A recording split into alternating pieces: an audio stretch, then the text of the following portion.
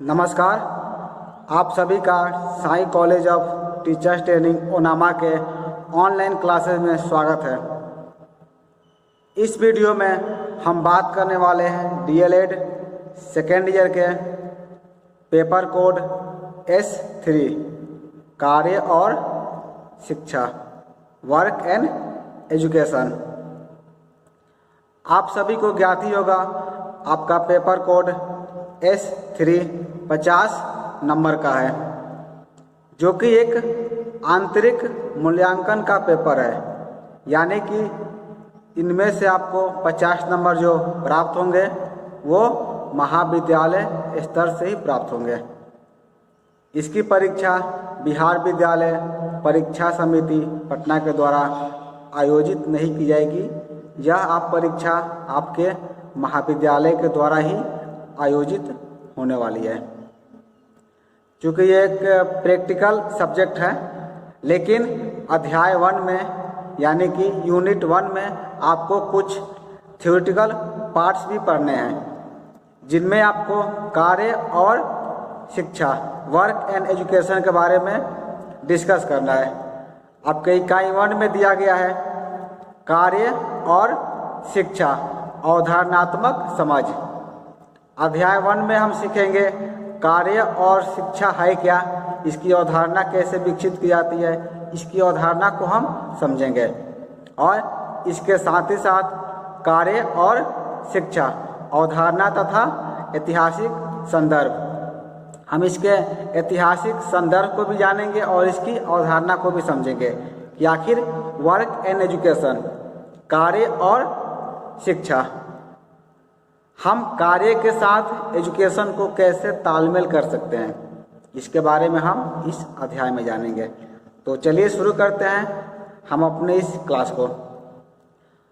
तो सबसे पहले हम जानेंगे कार्य और शिक्षा, कार्य शिक्षा वर्क स्टडी, जिसको हम लोग कोऑपरेटिव एजुकेशन भी बोल सकते हैं। आप इसको वर्क स्टडी या कोऑपरेटिव एजुकेशन कार्य शिक्षा के नाम से भी जान सकते हैं। तो कार्य शिक्षा है क्या? कार्य शिक्षा शिक्षा की एक विधि है। ये क्या है? वर्क एजुकेशन एजुकेशन की एक विधि है, एक तरीका है, जिसमें होता क्या है, जिसमें कक्षा में शिक्षा देने के साथ साथ विद्यार्थियों को समाजोपयोगी कार्य यानी कि सोशल वर्क की व्यवहारिक शिक्षा प्रैक्टिकल एजुकेशन भी प्रदान की जाती है। आप शायद समझ पा रहे होंगे कार्य शिक्षा किसे कहते हैं। कार्य शिक्षा हम कहते हैं, कार्य शिक्षा शिक्षा की एक ऐसी विधि है जिसमें हम एजुकेशन के साथ साथ विद्यार्थियों को सोशल वर्क भी सिखाते हैं। सोशल वर्क का प्रैक्टिकल एजुकेशन भी प्रदान किया जाता है कि कैसे वो सोशल वर्क समाजोपयोगी कार्य कर सकते हैं। कार्य शिक्षा का उद्देश्य के यदि हम बात करें तो कार्य शिक्षा को उद्देश्यपूर्ण और सार्थक शारीरिक श्रम माना गया है। इसको माना जाता है कि एक उद्देश्यपूर्ण यानी कि मीनिंगफुल एक शारीरिक श्रम है, जो शिक्षण के अंतरंग भाग के रूप में आयोजित किया जाता है और पूर्ण सामग्री के उत्पादन और समुदाय की सेवा के रूप में परिकल्पित होता है। इसको हम बोल सकते हैं कि जो शारीरिक शिक्षा है क्या है, एक जिसमें हमको शारीरिक श्रम करना पड़ता है। हम शरीर के मेहनत के द्वारा हम कुछ सीखते हैं। तो जिसमें हम कौन सा कार्य सीखते हैं? प्रैक्टिकल एजुकेशन है, ये व्यवहारिक शिक्षा, जिसमें हम कार्य करके शिक्षा प्राप्त करते हैं। यदि इसी संदर्भ की हम बात करें तो आपका एग्जाम्पल हो गया कार्य शिक्षा का। तो इसी संदर्भ में महात्मा गांधी का एक युक्ति का हमें स्मरण हो आता है। महात्मा गांधी जी ने कहे थे कार्य शिक्षा को लेकर कि मैंने साक्षर होने की कभी सराहना नहीं की। महात्मा गांधी जी कह रहे हैं कि यदि आप साक्षर हैं, यदि आप एजुकेटेड हैं, तो आप सराहना का पात्र नहीं हैं। ये गांधी जी का विचार है कि मैंने साक्षर होने की सराहना कभी नहीं की। मेरे अनुभव ने साबित किया है कि केवल साक्षर होना किसी व्यक्ति के व्यक्तित्व का संवर्धन नहीं कर सकता। यानी कि प्रमोशन या प्रोन्नति नहीं कर सकता। यदि आप केवल साक्षर हैं, केवल आप एजुकेटेड हैं, तो गांधी जी का मानना है कि केवल एक साक्षर व्यक्ति के व्यक्तित्व का जो है संवर्धन नहीं कर सकता। केवल शिक्षा जो है आपको बहुत बड़ा प्रोन्नति के राह पर नहीं पहुंचा सकता। इसके लिए आपको कार्य शिक्षा, प्रैक्टिकल एजुकेशन का भी नॉलेज होना ही चाहिए। आगे महात्मा गांधी जी कहते हैं, यह महत्वपूर्ण है कि शिक्षा के साथ कार्य को जोड़ा जाए। मेरे विचार से प्रारंभ से ही बच्चों को श्रम की गरिमा से परिचित कराया जाना चाहिए। गांधी जी कहते हैं कि बचपन से ही जब बच्चे अपनी पढ़ाई शुरू करते हैं तब से ही उन्हें श्रम की गरिमा, उन्हें मेहनत का क्या गरिमा होता है, क्या इम्पोर्टेंस है, ये बताना चाहिए। और क्या बताना चाहिए? मेरे विचार से, यानी कि महात्मा गांधी जी कहते हैं कि उनके विचार से बच्चों को श्रम की गरिमा से परिचित भी कराना चाहिए और साथ ही साथ शरीर के विभिन्न अंगों, शरीर के जितने भी अंग हैं जैसे कि हाथ, पैर, आँख, कान, नाक इत्यादि का प्रयोग करके ही प्राप्त की जा सकती है। यानी कि दूसरे शब्दों में यदि हम कहें तो इंद्रियों का बुद्धिमत्तापूर्ण उपयोग बच्चों के बौद्धिक विकास के लिए सर्वोत्तम तथा उचित तरीका है। गांधी जी के विचार में उनका ये कहना है कि केवल यदि हम क्लासरूम में पढ़ाई करते हैं, केवल हम अपने मस्तिष्क का प्रयोग करते हैं ज्ञान अर्जित करने के लिए, तो उतना वो सार्थक नहीं होता जितना कि हम जितनी भी अपनी ज्ञानेंद्रियां है, चाहे आँख, नाक, कान, सबका प्रयोग करके हम कोई चीज़ सीखें, यानी कि हम कार्य करके कोई चीज़ों की शिक्षा प्राप्त करें, तो वो ज़्यादा सटीक रहता है। आप सभी को याद होगा, जब भी आप क्लास में रहते हैं तो कोई चीज़ आप क्लास में पढ़ते हैं और उसी चीज़ का आप प्रैक्टिकल करते हैं, तो आपको प्रैक्टिकल किया हुआ चीज़ हमेशा याद रहता है।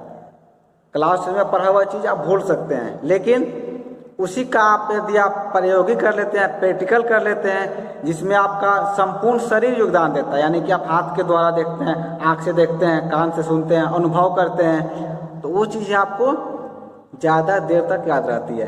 तो गांधी जी का यही कथन है कि हम अपनी जितनी भी इंद्रियां हैं सबका प्रयोग करके हम ज्ञान को अर्जित कर सकते हैं। इसीलिए आपके पाठ्यक्रम में वर्क एंड एजुकेशन को जोड़ा गया है, यानी कि ऐड किया गया है।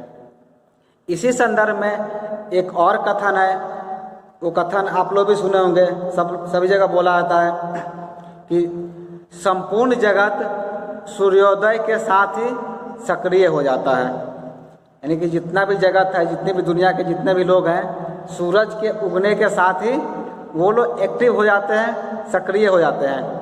किंतु आज के संदर्भ में उपरोक्त कथन पर यदि हम विचार करें तो पाते हैं कि आज संसार में सिर्फ दिन में ही नहीं अपितु रात में भी उतना ही सक्रिय है।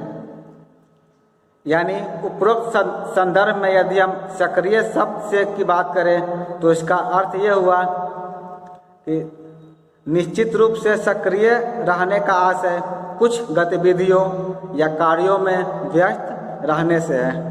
सभी जीवों के लिए, चाहे मनुष्य हो या पशु, शारीरिक श्रम एक महत्वपूर्ण गतिविधि या कार्य है।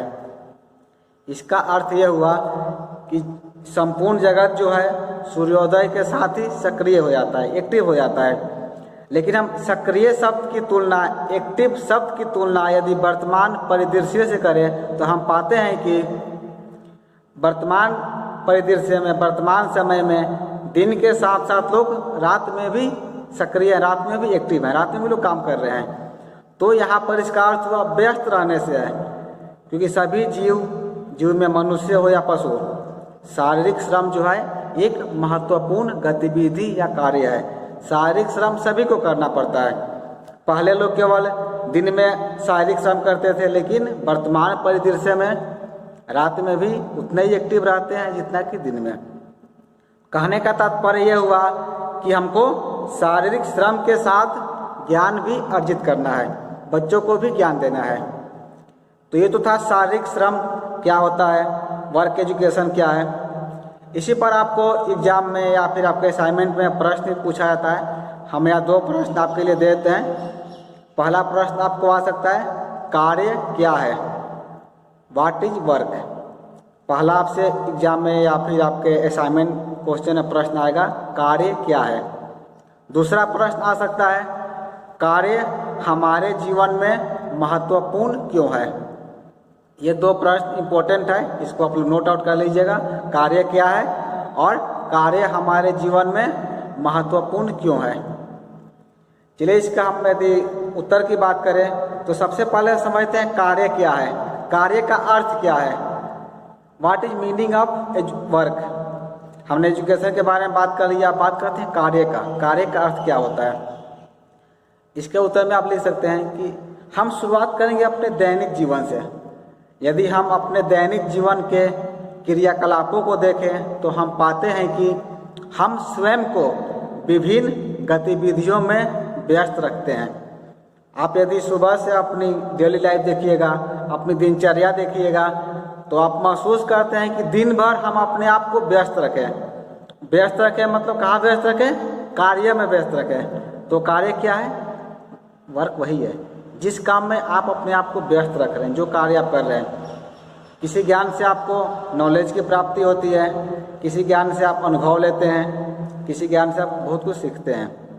तो कार्य वही है जहाँ आप अपने आप को व्यस्त रखते हैं। यदि इस पर गौर करें तो हम देखते हैं कि कुछ गतिविधियों में आपका मस्तिष्क अधिक सक्रिय होता है, जबकि कुछ गतिविधियों में आपके शारीरिक अंग। इसका अर्थ यह हुआ, कुछ काम ऐसे होते हैं जिसमें आपका दिमाग, आपका मस्तिष्क ज़्यादा सक्रिय होता है, ज़्यादा एक्टिव होता है, और कुछ काम में आपके शारीरिक अंग ज़्यादा एक्टिव होते हैं। फॉर एग्जाम्पल, आप यदि पढ़ाई कर रहे हैं, बैठ कर आप किताब पढ़ रहे हैं, इसमें क्या है, आपका मस्तिष्क ज़्यादा एक्टिव है। या फिर आप कोई रीजनिंग बना रहे हैं, या फिर मैथ का कोई प्रश्न का उत्तर निकाल रहे हैं, आप प्रश्न का सलूशन कर रहे हैं, तो उसमें क्या होता है, आपका मस्तिष्क ज़्यादा सक्रिय होता है।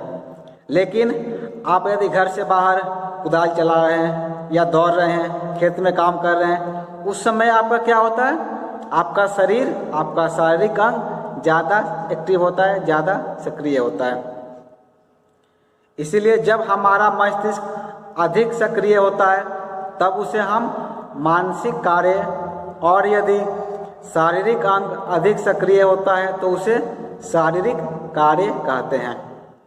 अब इसको बांट सकते हैं आप, अगर आपका मस्तिष्क ज़्यादा एक्टिव है तो कह सकते हैं हम कि हम मानसिक कार्य करें, वो भी एक कार्य है। यदि आप पढ़ाई कर रहे हैं तो पढ़ाई करना भी एक कार्य ही कहलाता है। अभी हम ये वीडियो बना रहे हैं, यानी कि हम भी एक कार्य कर रहे हैं। कौन सा कार्य कर रहे हैं, ये कर रहे हैं मस्तिष्क कार्य। यदि हम अभी दौड़ लगाते हैं या कोई एक्सरसाइज करते हैं तो हो जाता है वो शारीरिक कार्य। तो आप ये समझ सकते हैं, जिस कार्य में आपका मस्तिष्क ज़्यादा सक्रिय होता है उसे आप कह सकते हैं मानसिक कार्य, और जिस कार्य में आपका शारीरिक अंग ज़्यादा सक्रिय होता है उसे आप कह सकते हैं शारीरिक कार्य। दोनों ही कार्य हमारे जीवन से जुड़े हुए होते हैं, क्योंकि इनके माध्यम से ही हमारी आवश्यकताओं की पूर्ति होती है। दोनों कार्य में से आप किसी भी कार्य को छोड़ नहीं सकते हैं। दोनों कार्य हमारे जीवन से जुड़े होते हैं, क्योंकि इन दोनों के माध्यम से ही हमारी जितनी भी आवश्यकताएं हैं, हमारा जितना भी नीड है, उन सब की पूर्ति होती है। इसीलिए कहा गया कि दोनों कार्य जो है हमारे जीवन के लिए जरूरी होते हैं। ये तो हो गया कार्य का अर्थ, कार्य का मीनिंग। अब हम आगे जानते हैं कार्य तथा श्रम का महत्व। कार्य किसे कहेंगे और श्रम, इन दोनों का इम्पोर्टेंस क्या है, इन दोनों का महत्व क्या है। यदि हम इसके महत्व की बात करें तो हमारे जीवन के सभी पहलू, चाहे वह व्यक्तिगत हो या पारिवारिक जीवन से संबंधित हो या फिर व्यवहारिक, तीन होता है आपका जीवन। हमारे जीवन में तीन पहलू होते हैं। पहला होता है व्यक्तिगत यानी कि सेल्फ, दूसरा होता है पारिवारिक यानी कि आपके परिवार से संबंधित, और तीसरा होता है व्यवहारिक। व्यवहारिक यानी पूरे समाज से संबंधित। हम जो काम करते हैं, कुछ काम हम अपने व्यक्तिगत अपने फायदे के लिए करते हैं, कुछ काम ऐसे होते हैं जो हमारे परिवार के लिए होता है, और कुछ काम ऐसा होता है जो पूरे समाज के लिए होता है, यानी कि व्यवहारिक होता है। तो इन सभी कार्यों में शारीरिक श्रम जो है वो शामिल होता है। जितने भी कार्य होते हैं सारे कार्य में शारीरिक श्रम को है हम लोग शामिल करते हैं, और शामिल रहता ही है, क्योंकि मनुष्य का संपूर्ण जीवन जो है शारीरिक श्रम पर ही निर्भर रहता है। कार्य और मानव को दो अलग अलग चीज़ों के रूप में नहीं देखा जा सकता है। हम कार्य को और मानव को अलग अलग चीज़ के रूप में नहीं बांट सकते हैं, क्योंकि मानव है तो कार्य है। हम कार्य मानव को जो है कार्य से अलग नहीं कर सकते हैं, वर्ग से अलग नहीं कर सकते हैं, कि बिना कार्य किए आप कोई भी मुकाम हासिल नहीं कर सकते। या पढ़ाई भी कर रहे हैं तो भी कार्य कर रहे हैं। ये वीडियो आप देख रहे हैं तो ये भी एक कार्य ही है, क्योंकि यहाँ पर आपका मस्तिष्क ज़्यादा एक्टिव है, आपका मस्तिष्क ज़्यादा सक्रिय है। तो कार्य को मानव से हम अलग कभी नहीं कर सकते हैं। मानव जीवन के लिए शारीरिक श्रम बहुत ही महत्वपूर्ण होता है। जो आपका मानव जीवन है, अगर मानव जीवन में आप शारीरिक श्रम नहीं करते हैं तो आपके जीवन का कोई भी उद्देश्य नहीं है। इसीलिए कहा गया है मानव जीवन के लिए जो है शारीरिक श्रम बहुत ही ज़्यादा महत्वपूर्ण होता है। अब महत्वपूर्ण कैसे है, आप ऐसे बोल सकते हैं कि कुछ लोगों के लिए जहाँ यह शारीरिक श्रम आजीविका का साधन है, वहीं दूसरों के लिए स्वास्थ्य का माध्यम है। आप सुने भी होंगे, यदि आप शारीरिक श्रम करना छोड़ देते हैं तो क्या होता है, आपका स्वास्थ्य बिगड़ने लगता है। फिर डॉक्टर आपको कहता है कि आप शारीरिक श्रम कीजिए। तो इसीलिए कहा गया है कि शारीरिक श्रम जो है कुछ लोगों के लिए आजीविका का साधन हो जाता है, यानी कि पैसा कमाने का जरिया हो जाता है, और कुछ लोगों के लिए मजबूरीवश स्वास्थ्य का भी माध्यम हो जाता है। तो स्वास्थ्य अच्छा रखने के लिए भी हमें कार्य करना पड़ता है। बिना कार्य के हम मानव जीवन को, अपने जीवन को सही ढंग से सुचारू रूप से नहीं चला सकते हैं। एक छोटी सी रचना है जो बहुत पहले मैंने सोशल नेटवर्किंग साइट पर पढ़ा था, जो इस परिदृश्य में वो मुझे याद आ रहा है। वो रचना कुछ यूँ थी, शायद आप लोगों ने ही पढ़ी होगी। रोज़ सुबह दो तरह के लोग घर से निकलते हैं, एक पेट पालने के लिए और एक पेट कम करने के लिए। इसका अर्थ यह हुआ कि सुबह सुबह दो तरह के लोग घर से निकलते हैं। एक निकलते हैं अपनी आजीविका चलाने के लिए, और दूसरे निकलते हैं अपने स्वास्थ्य को ठीक रखने के लिए। तो इसीलिए कार्य और श्रम का जो महत्व बहुत ही ज़्यादा, आप इससे अलग नहीं रह सकते हैं। आप अलग रहिएगा तो डॉक्टर आपको अलग नहीं रहने देगा, आपको फिर साथ में जुड़ना पड़ेगा, आपको कार्य करना पड़ेगा। चाहे आप जैसे भी कार्य करें, चाहे आप अपनी आजीविका चलाने के लिए कार्य करें या फिर स्वस्थ रहने के लिए कार्य करें, आप कार्य से अलग नहीं रह सकते हैं। तो अब आजीविका की बारी आई है, तो चलिए हम कुछ इस टॉपिक पर चर्चा कर लेते हैं, कार्य तथा आजीविका। कार्य और आजीविका का जो है घनिष्ठ संबंध होता है। इसको हम एक एग्जाम्पल के सहारे, एक उदाहरण के द्वारा समझ सकते हैं। कैसे इसका संबंध होता है कार्य और आजीविका का, चलिए हम समझते हैं एक एग्जाम्पल के द्वारा। मान लीजिए एक किसान है जो क्या करता है, फसल उगाता है। किसान फसल उगाता है तथा उसका कुछ हिस्सा अपने परिवार के लिए रखकर शेष की बिक्री कर धनोपार्जन करता है, यानी कि धन कमाता है। किसान फसल उगाया, कुछ हिस्सा अपने परिवार के लिए रख लिया और बाकी को बेच करके वो धन की प्राप्ति किया। उसी तरह एक रिक्शा चालक धूप, सर्दी, बरसात, यानी कि प्रत्येक मौसम में वो यात्रियों को उनके गंतव्य तक पहुंचाता है तथा प्राप्त धन का उपयोग अपने परिवार के पालन पोषण हेतु करता है। अतः हम कह सकते हैं कि धन की अपेक्षा के साथ किया गया श्रम आजीविका है। यदि हम कोई भी श्रम करते हैं, कोई भी कार्य करते हैं, हमारी अपेक्षा क्या रहती है? धन कमाना। तो उस अपेक्षा के द्वारा किए गए कार्य को हम बोल सकते हैं आजीविका। इस श्रम का न केवल आर्थिक मूल्य है वरन सामाजिक मूल्य भी है। भले ही किसान का उद्देश्य क्या है? पैसा कमाना है, उसका तो अपना आजीविका है ही, लेकिन इसके यदि हम मूल्य की बात करें तो इसका सामाजिक मूल्य भी बहुत ज़्यादा है, क्योंकि किसान अन्न नहीं उगाएगा तो हमारे पास अन्न नहीं पहुँचेगा।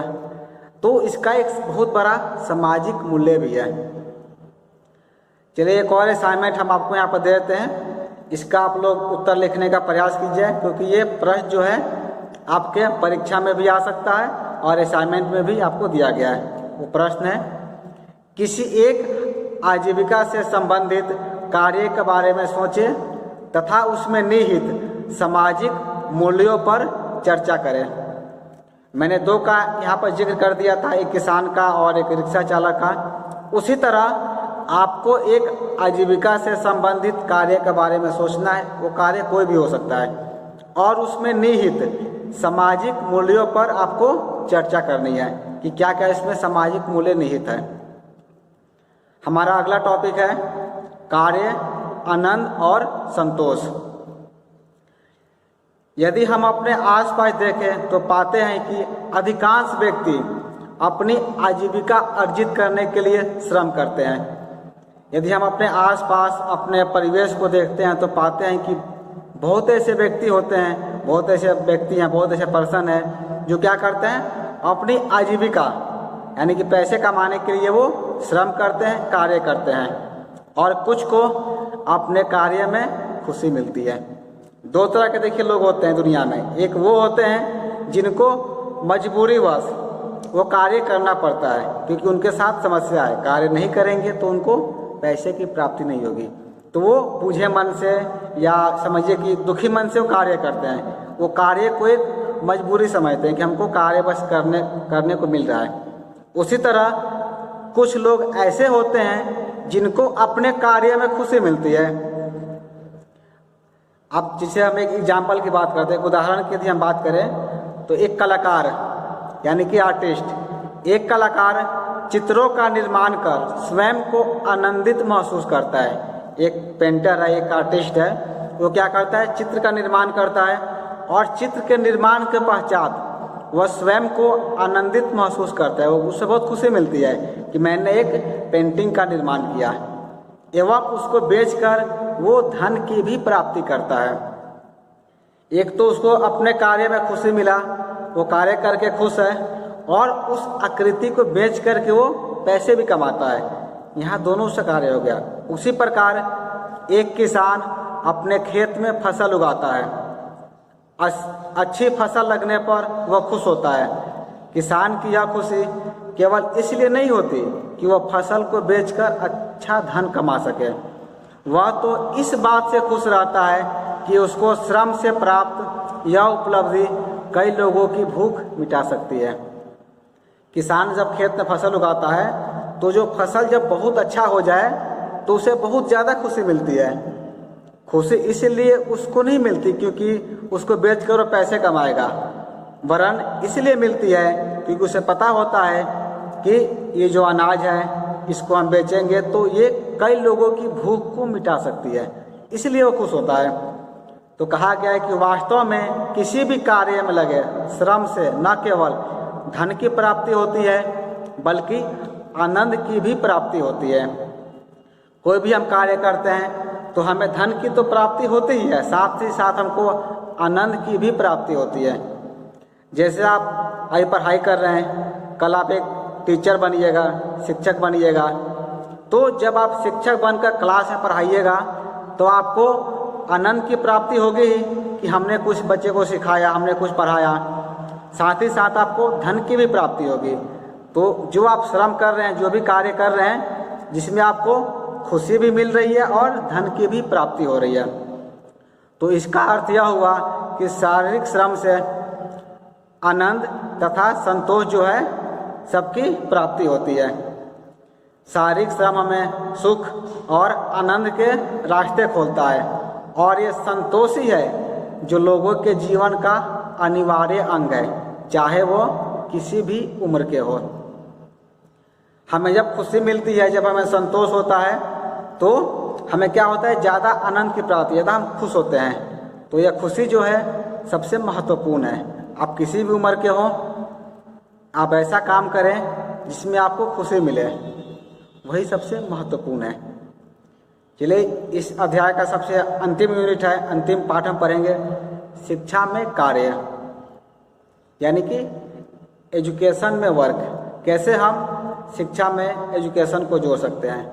यहाँ भी हम एक महात्मा गांधी के विचार को ही लेते हैं। जब महात्मा गांधी आप ही के जैसे वो प्रशिक्षु से बातचीत कर रहे थे, यानी उससे बात कर रहे थे जो कि भविष्य में शिक्षक बनने वाले हैं। जैसे आप अभी भविष्य में शिक्षक बनिएगा, तो महात्मा गांधी प्रशिक्षु शिक्षकों, यानी कि जो शिक्षक बनने वाले हैं, उनसे बात कर रहे थे और उन्होंने कहा था हमें शिक्षा प्रणाली में परिवर्तन लाने होंगे।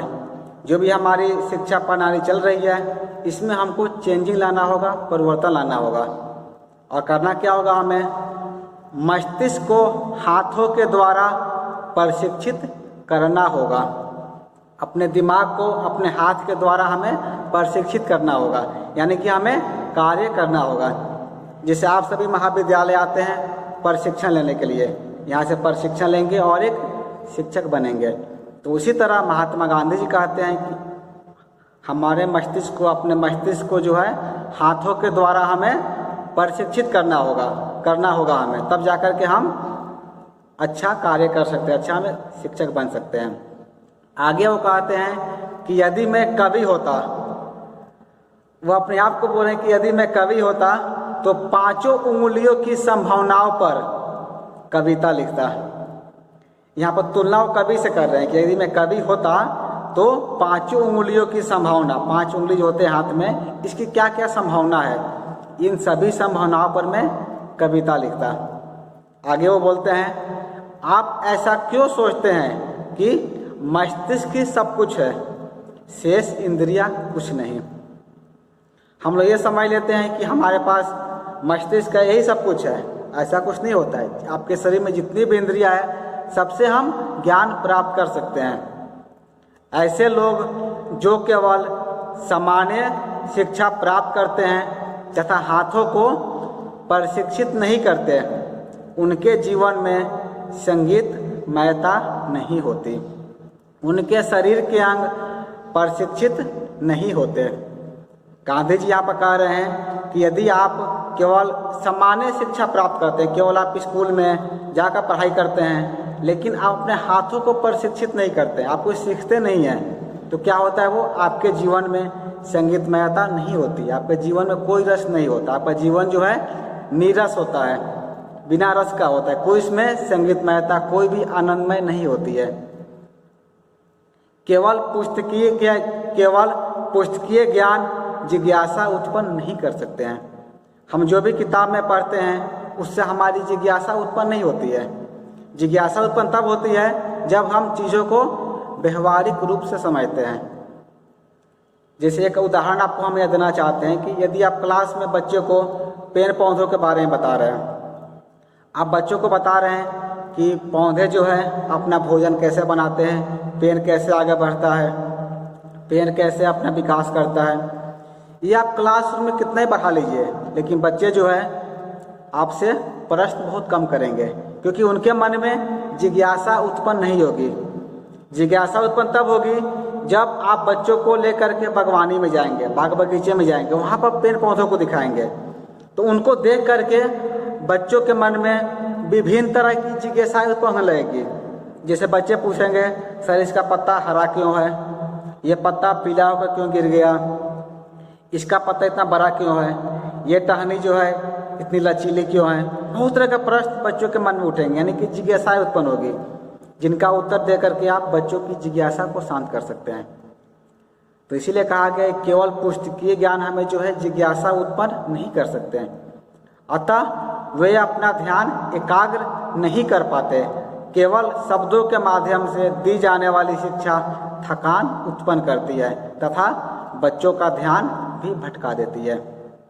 यदि हम क्लास में केवल शब्दों के माध्यम से शिक्षा दें, केवल क्लास में उन्हें बैठाकर हम सुबह से लेकर शाम तक केवल उनको थ्योरी ही पढ़ाएं, प्रैक्टिकल नहीं कराएं, तो क्या होगा, बच्चों के अंदर एक थकान उत्पन्न हो जाएगी, बच्चे थक जाएंगे और उनका ध्यान जो है भटक सकता है, वो सब चीज़ों को पढ़ नहीं सकते हैं।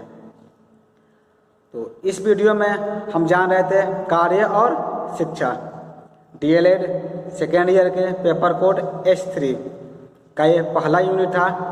हम अगले वीडियो में child work versus child labour, जो कि आपके यूनिट 1 में पढ़ना है, उसको लेकर आएंगे।